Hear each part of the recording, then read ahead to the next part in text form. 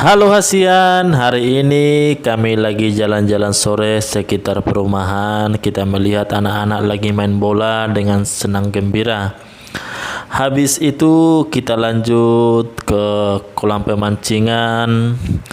Kita lihat ada orang yang lagi mancing.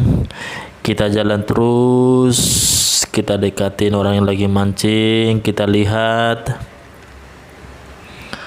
kita makin dekat.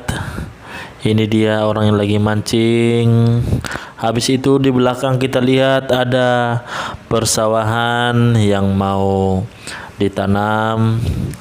Itu bibitnya udah kelihatan, udah tinggi-tinggi bibitnya. Tinggal nanam doang ini. Cuman karena musim hujan mungkin jadi susah untuk ditanam. Kita lanjut lagi ke depan. Kita lihat Laisa Mosir lagi mancing.